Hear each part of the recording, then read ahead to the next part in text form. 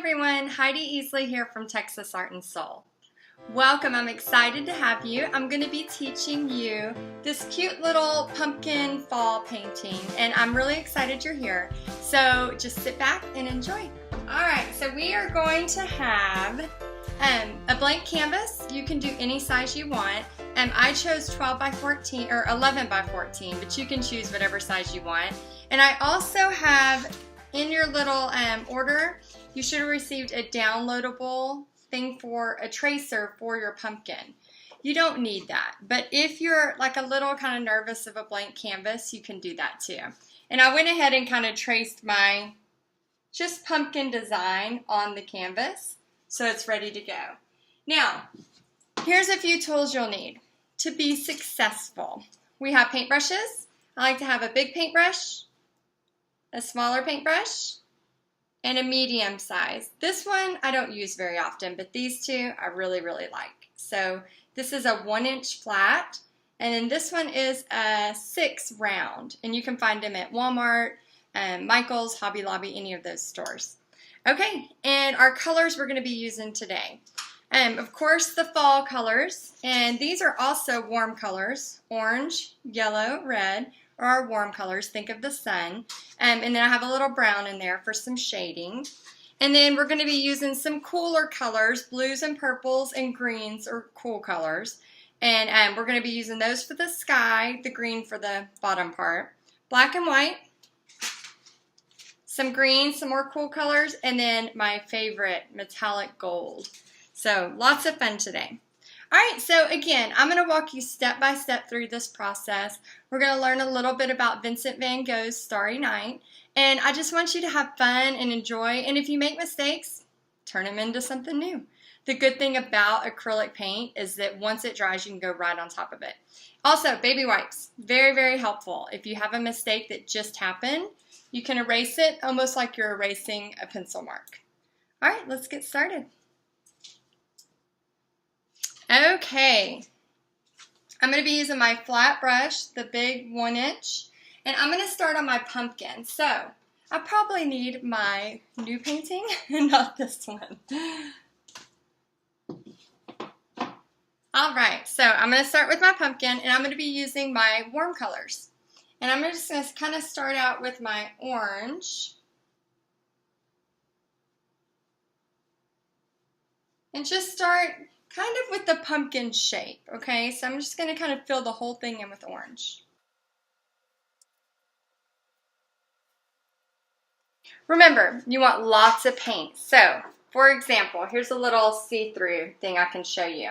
When you put it on like this, and then you keep rubbing on the same spot, see how it's just taking my paint and moving it? You want to put it on like this. Really opaque. See the difference? That's the same exact color paint, but look at the difference in strokes. So make sure you're putting it on really thick, okay?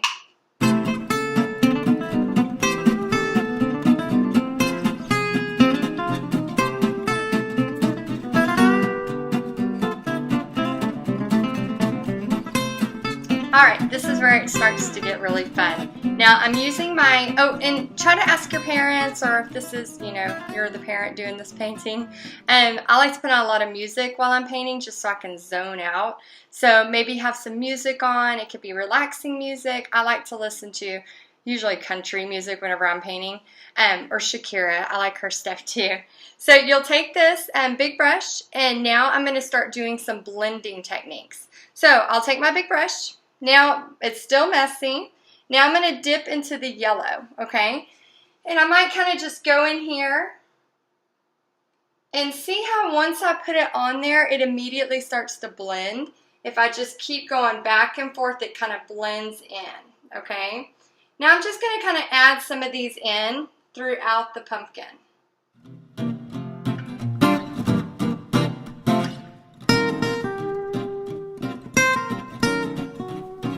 Okay, so now we have a lot of yellow highlights in there, and then I'm going to put my big brush in the water and then use my smallest brush, and I'm going to take brown and just kind of get the areas where I want my little ribs to be on my pumpkin.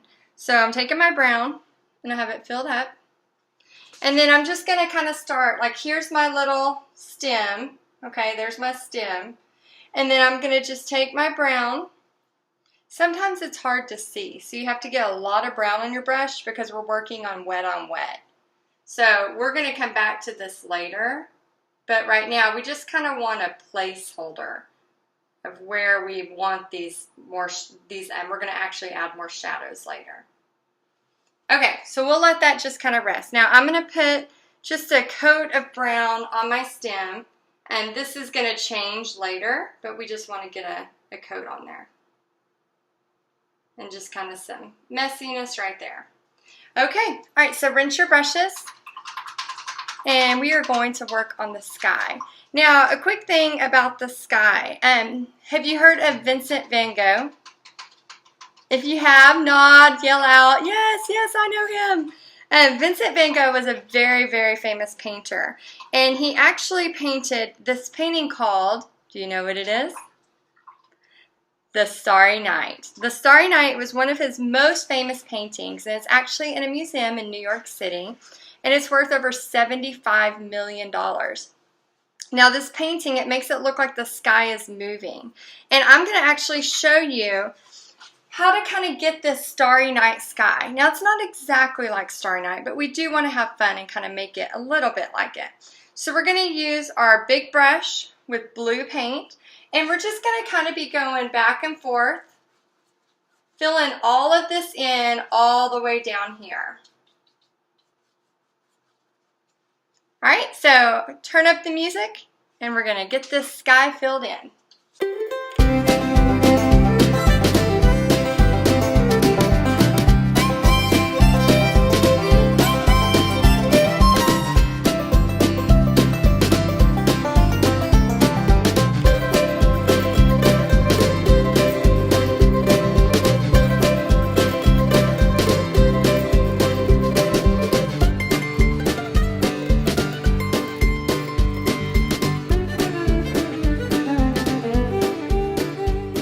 Okay, so we have a lot of blue on the sky. So now we're going to take some of that and just kind of mix in a little bit of white and a little bit of purple just to get kind of a really cool looking sky. Now it's going to be easy. I'm going to take my brush that still has paint on it. I'm just going to dip it straight into the white paint, and I'm going to kind of keep that same horizontal stroke going.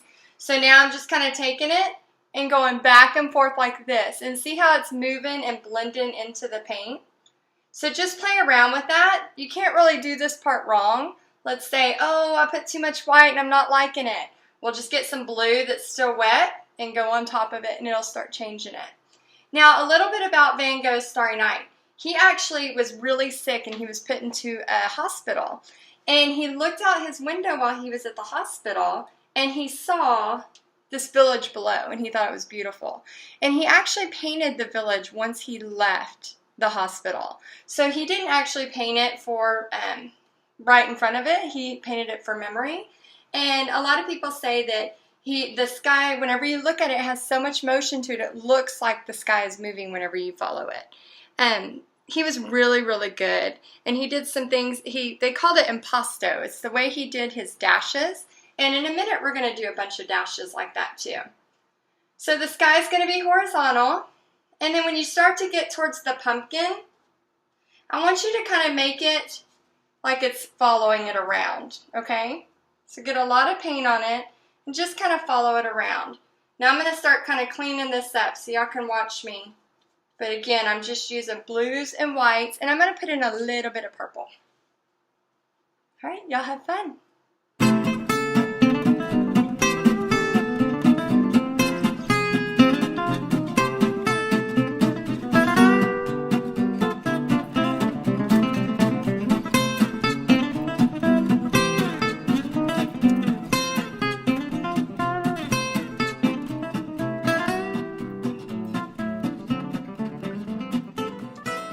Alright, so I added a little bit of purple and a little bit of black, not much. So go ahead and rinse your brush. Now, we're going to make it look like our pumpkin is glowing.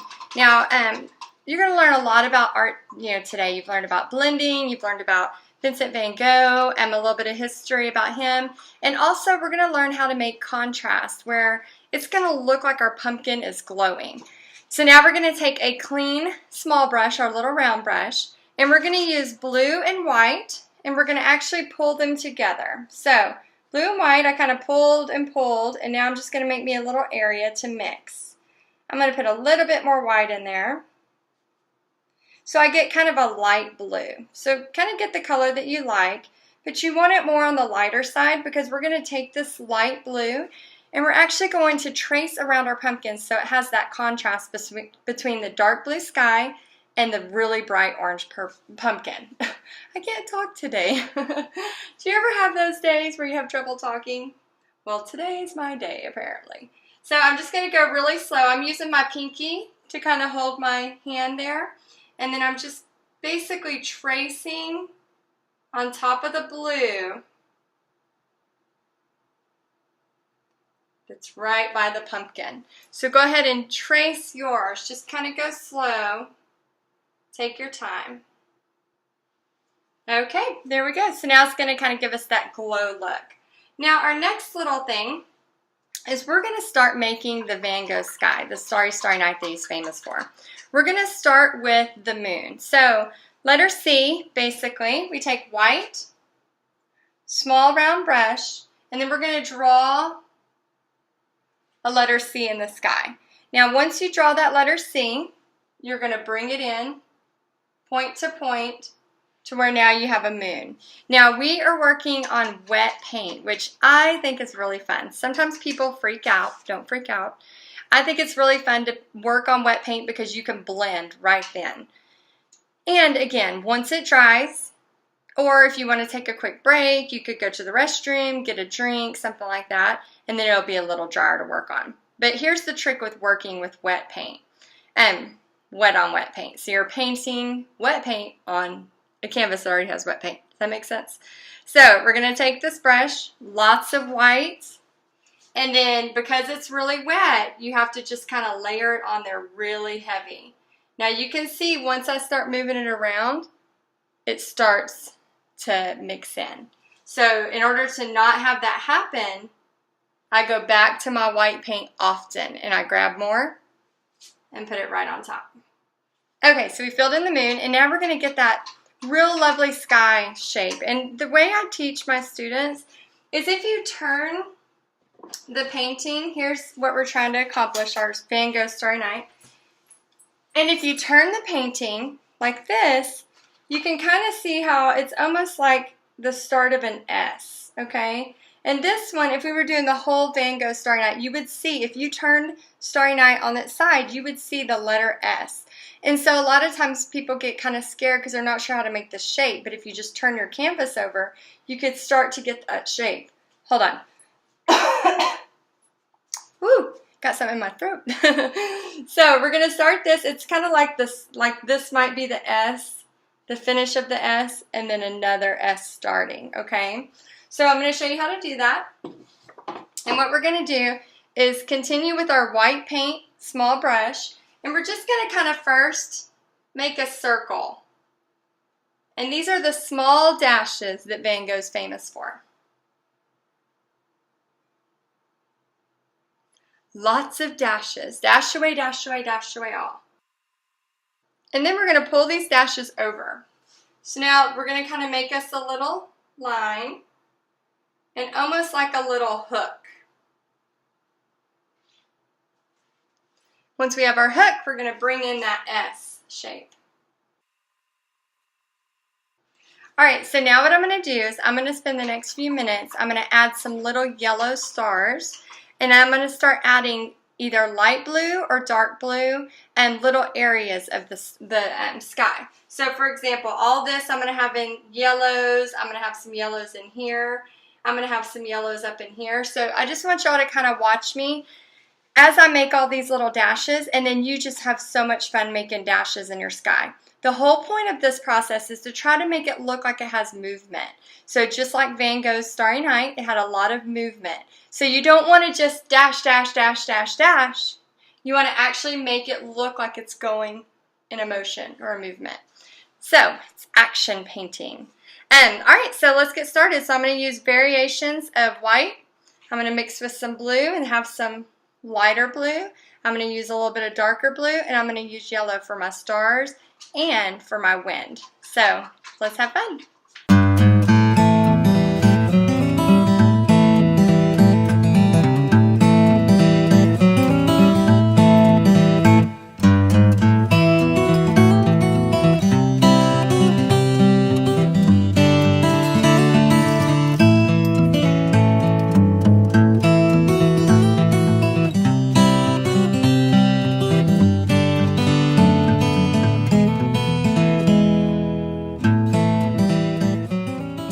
Okay, so now we have a bunch of dashes in our sky, just like Van Gogh. And now I'm going to add some really fun dashes using my favorite paint, this metallic gold. Okay, it's just a metallic gold acrylic.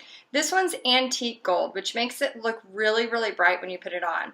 So I'm going to add this not only to the moon, but throughout the entire part of the dashes, just to give it some shimmer.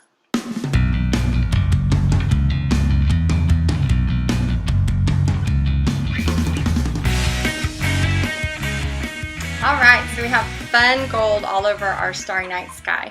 So let's take a quick break, let some things dry and set up, and then when we come back, we are going to tackle our pumpkin. We're going to add some more highlights to it, and then we will add the cat and the grass, and then we'll be all done. So not too much longer, and y'all are doing a great job. Keep up the good work. And make sure your brushes are kind of clean. Rinse them all out. If you need to get new water, now's a good time. And I'll see you in a minute. All right, welcome back. So I hope you enjoyed your break. Now we're going to add some more highlights with a big brush to the pumpkin. So the whole key here again is contrast. Now when you do a painting and you have contrast, which means a lot of different lights and darks and they play off each other, kind of like it looks like our pumpkin's kind of glowing right now, and they're going to look good. So sometimes when you look at a painting really close, you're not really sure why that person did that, but when you step back a few feet, it just all comes together magically and you wonder why. Well, that's because of contrast. So we're going to just go back and forth with our big brush, and we're actually going to be making areas. So our moon is here, so this is where our light, we want to say our light is cascading. So it's cascading this way, okay? So our darker areas of the pumpkins, of course, are going to be on this side. And then there's going to be, of course, some darker areas here. So we want to make sure we have the darker colors kind of in those areas. And we also, against the rib area where we added our brown lines to hold our spot, we want lights and darks on those too. So on one side, I'm going to play with the darks, the reds and the browns. And on the other side, I'm going to play with the lights, the orange and the yellow. So watch and you'll see what I'm talking about. So I'm going to kind of play around with this side right here. This is going to be our darkest side. So I'm going to use a little bit of brown, a little bit of red, okay, brown and red, and then I'm just going to kind of go in here and see how already that's turning a darker shade.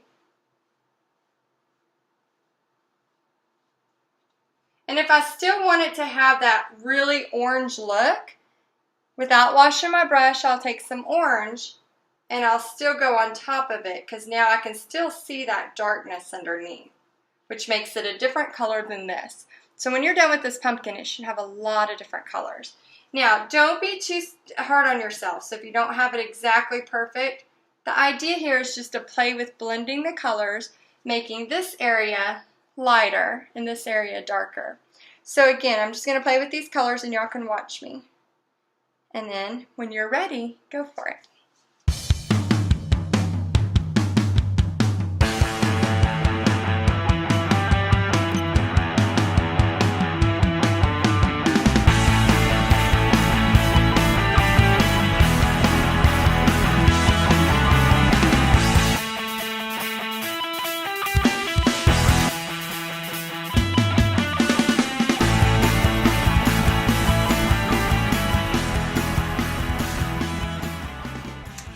Okay, I could play with those shadows all day, so I'm just going to kind of stop, or I'll be here, well, a little bit more.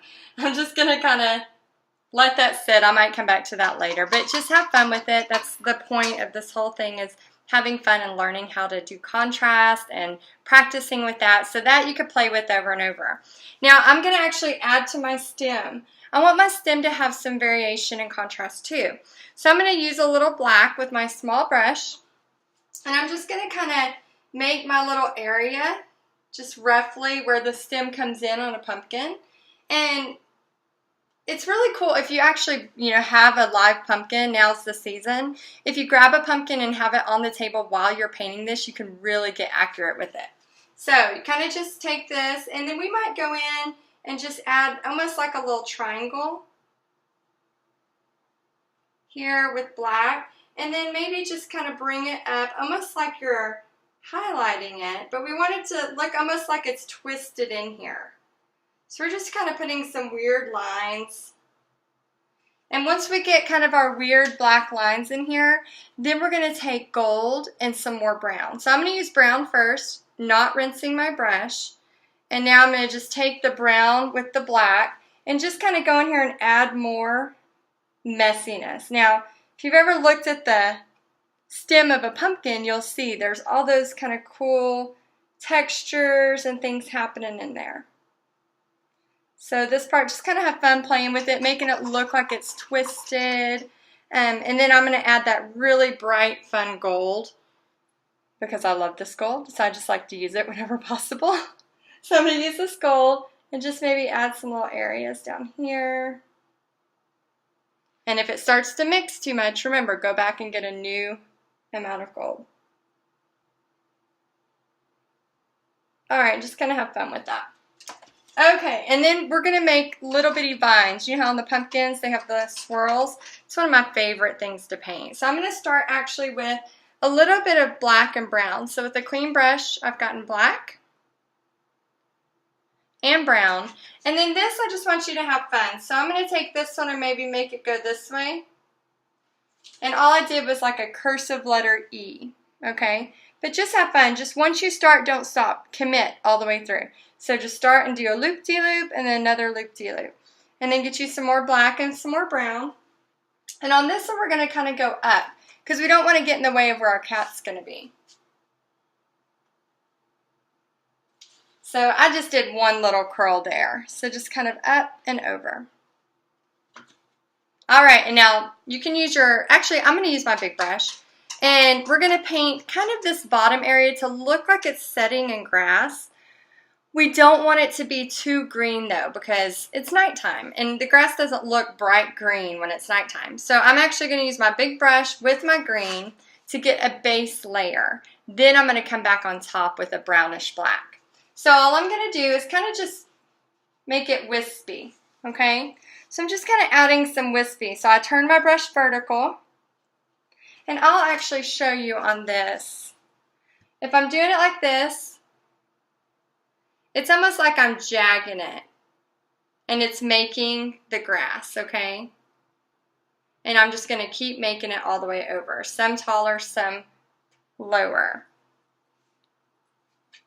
So we'll just take our paintbrush. This area right here, I might have it a little higher where the pumpkin's sitting. Okay, and now we have a pretty good green amount on there. Now I'm going to go back over with some black and brown and kind of cover it. So, all right, y'all have fun.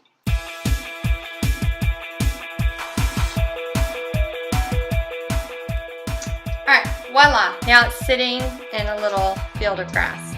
Okay, so now we're going to make the cat. I love doing this part.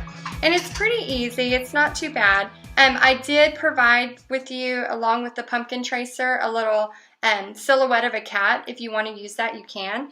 But if you want to just try with me to do it freehand, then feel free. Remember, it's just paint. You can always paint back over it, or you can always use your baby wipe and pull it off. So we're going to be using the small brush and black paint. And we're just basically drawing out our cat, okay? So first we want to have kind of the area it's sitting. And so we just want to make a smiley face, okay? So just make you a big smiley face. And this is for the cat's bottom. All right, and then we're going to go ahead and make the tail. So the same way with doing the little vines, you want to come in from the tail, and then I like to make a really big loop, like it's a, almost like it's a hook, okay? And then I just swirl it around. I know it's not totally realistic, you know, but we're not trying to be realistic.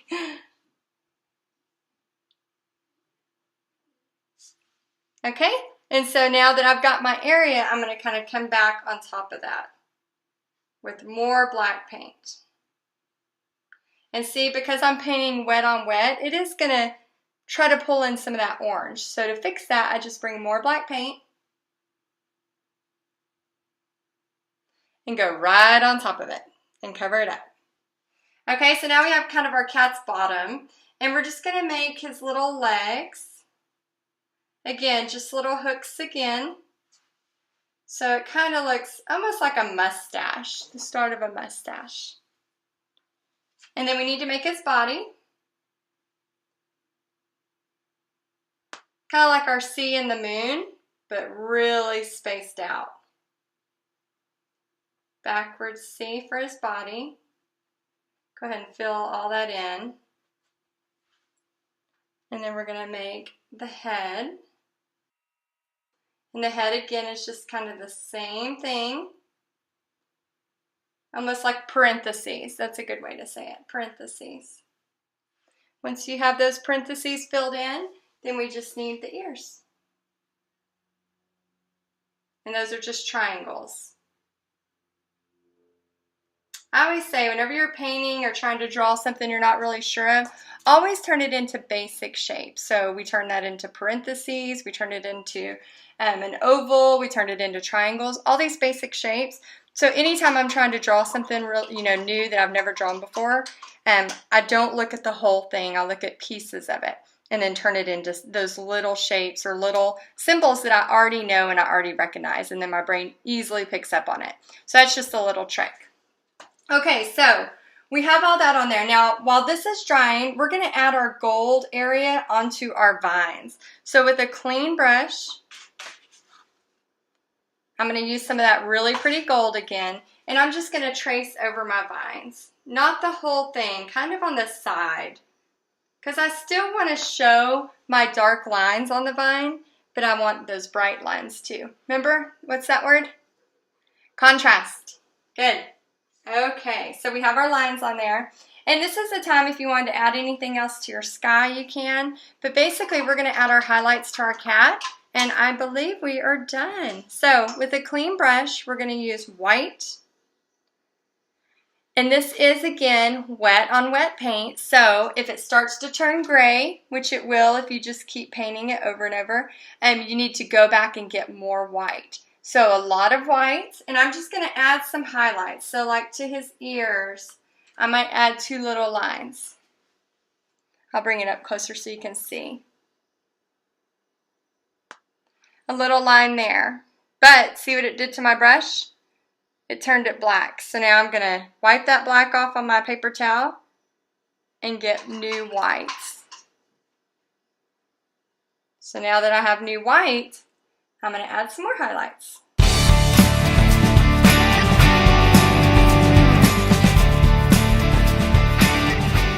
Kind of like that.